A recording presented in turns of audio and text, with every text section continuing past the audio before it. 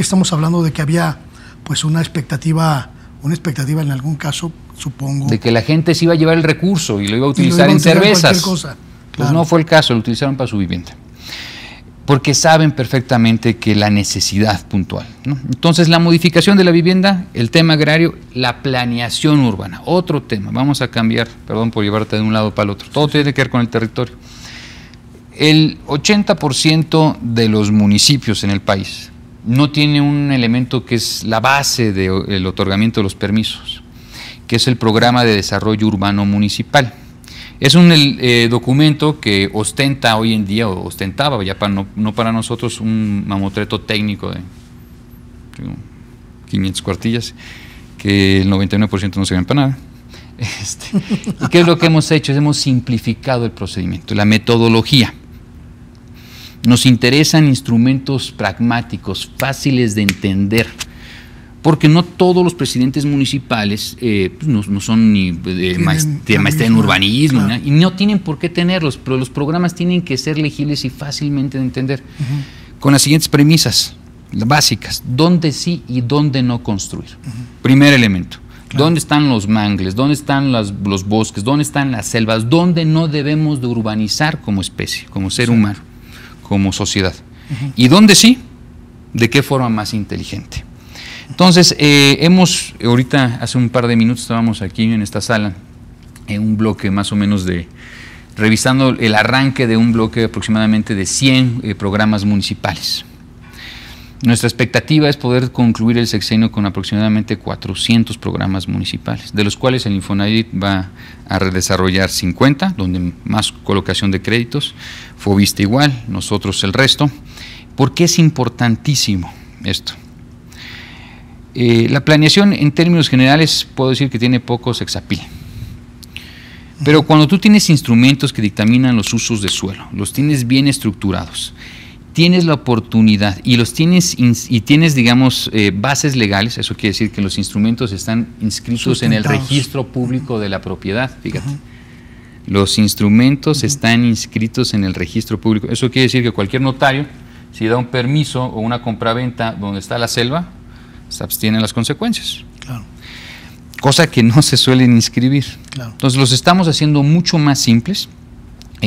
Prácticamente nos están costando $1,000,000 de pesos, cuando antes costaban como 7.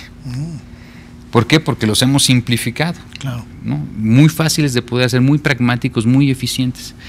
Entonces es muy importante, porque en materia de urbanismo, con excepción de si eres China, pero eso es otro tema, ¿no? Del proceso de urbanización de un país asiático donde hay ciudades que se conforman en 8 años.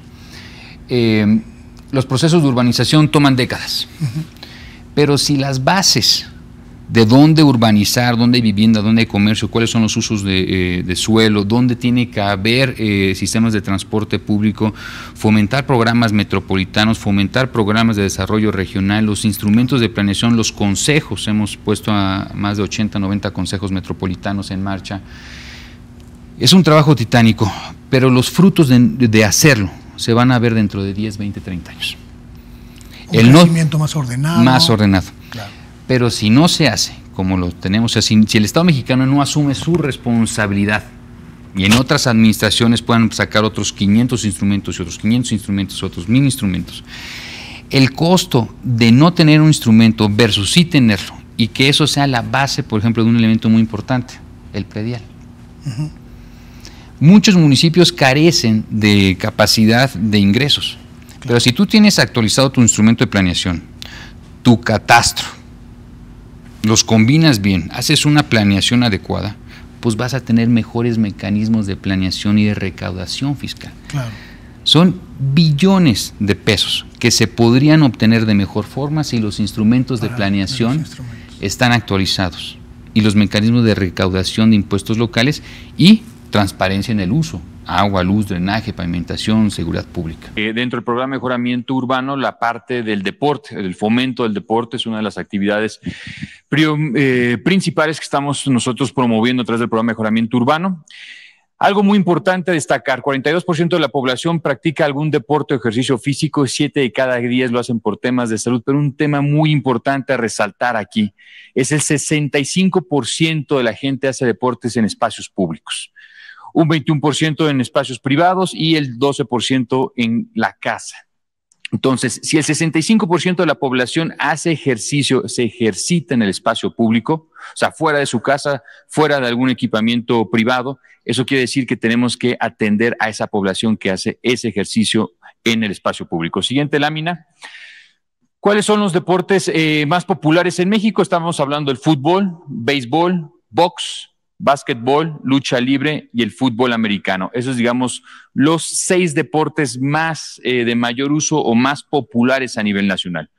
Algunas, digamos, en relación a la práctica deportiva, obviamente el fomento a la salud, la promoción a la educación, aumenta la inclusión social e incremento de la convivencia comunitaria. Es un elemento también muy importante a resaltar que este tipo de intervenciones han apoyado y tenemos los datos y el sustento en relación a la inclusión comunitaria, la disminución de los problemas sociales en esas comunidades, en esas colonias. ¿Cuáles son los municipios que hemos venido trabajando? Esta es una recapitulación. Llevamos más de 162 municipios intervenidos desde el 2019 al día de hoy. Estamos hablando de un total de prácticamente 1,000 obras a nivel nacional, 290,000 acciones de vivienda. Esto quiere decir, hay que recordar que si aledañamente o en las periferias de un deportivo tenemos acciones de vivienda o mejoramientos, tenemos entrega de escrituras. En temas de regularización, 42,000 acciones a nivel nacional, planes de desarrollo urbano, llevamos 70 al día de hoy, estamos haciendo un gran ejercicio para poder aumentar esto a aproximadamente 300 al término del sexenio.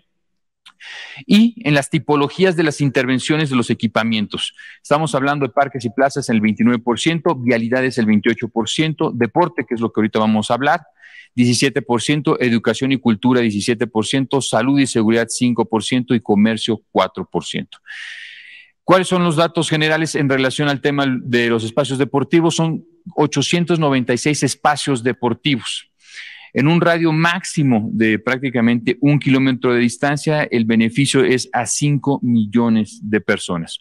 ¿Cómo están divididos? Tenemos en temas de atletismo 24 espacios, fútbol 163 espacios, básquetbol 48, voleibol 14, béisbol 67, natación 11, ciclovías 11 ciclovías, skate parks, eso también, digamos, lo metemos como una categoría de deporte, 35, box 10 y parques y plazas 284 y espacios o canchas de usos múltiples 230 espacios. En la siguiente lámina, algunas características. Estamos hablando, digamos, la generación de sombras, identidad local, el tema de la orientación de los equipamientos, Tapachula, Chiapas, en la parte de abajo, La Jico, en Tijuana, Los Cabos, en Baja California Sur. Diseño bioclimático, como algunos ejemplos, Cancún, Quintana Roo, eso quiere decir todos los equipamientos buscamos que cumplan un diseño bioclimático, las alturas, las orientaciones no requieran temas de ventilación artificial, no quieren aire acondicionados. Tenemos Ciudad del Carmen, Campeche, Tultepec, Estado de México, elementos de bajo mantenimiento. Eso es muy importante en el diseño de los equipamientos o espacios públicos, en la parte de los deportivos, el bajo mantenimiento. El mantenimiento corre en su gran mayoría a nombre de los municipios, por eso es muy importante asegurar que el bajo mantenimiento de estos espacios. Siguiente lámina, aspectos que también incluimos en todos los deportivos, el tema de la vegetación es un elemento muy importante al cual le damos mucho valor agregado.